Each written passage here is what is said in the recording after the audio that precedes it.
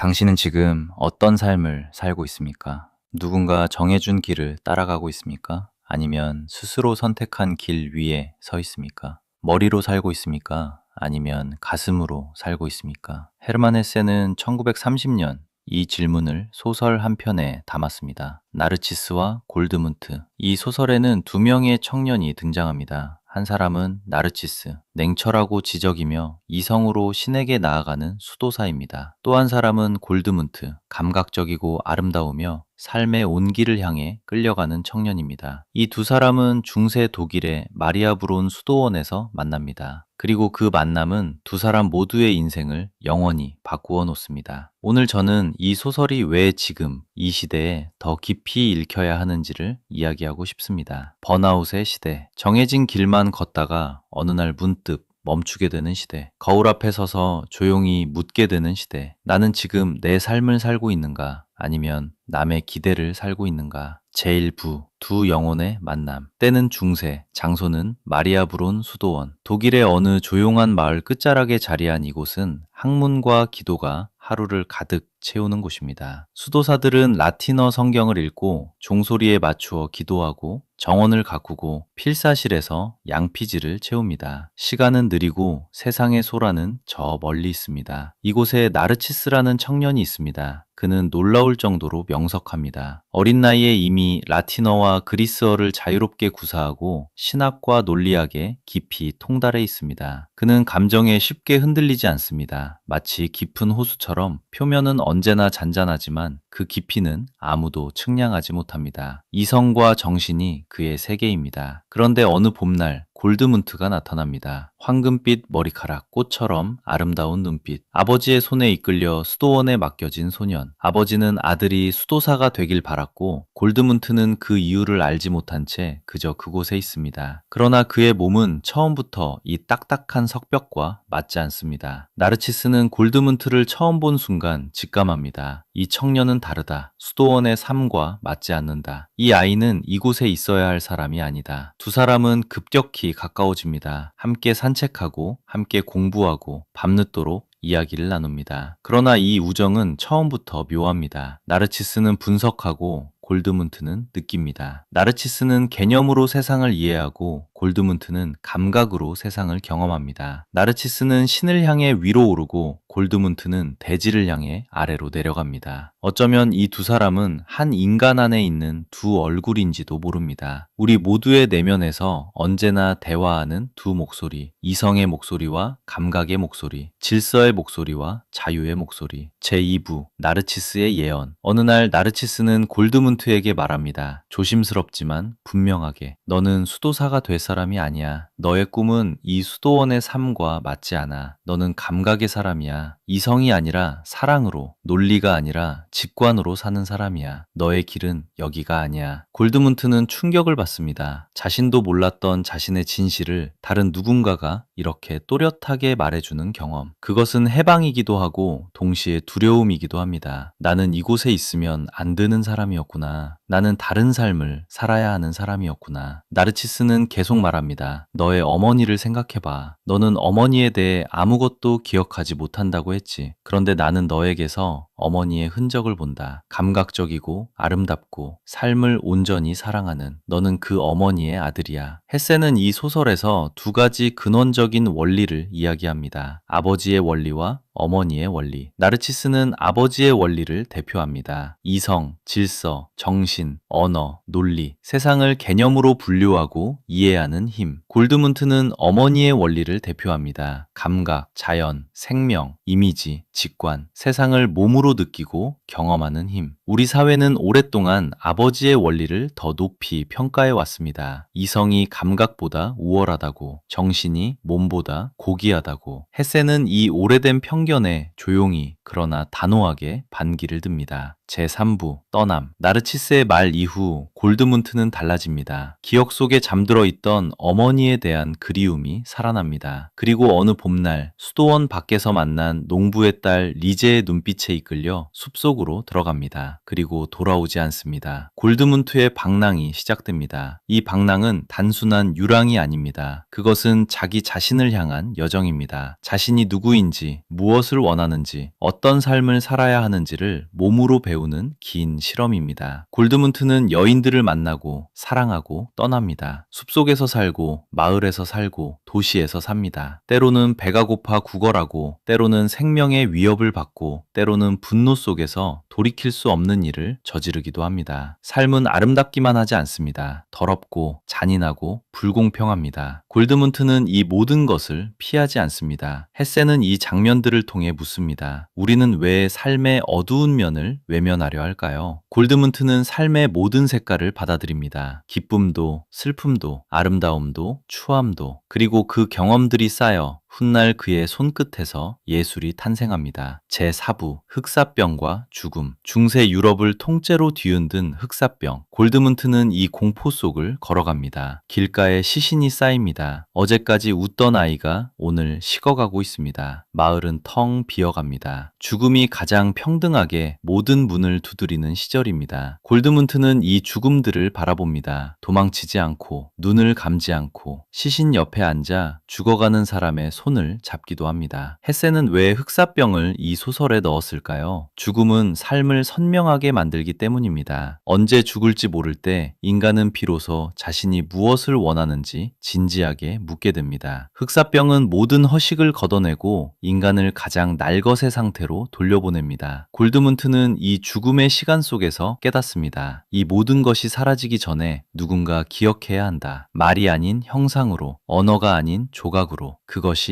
예술의 사명이다. 제5부 예술가 골드문트.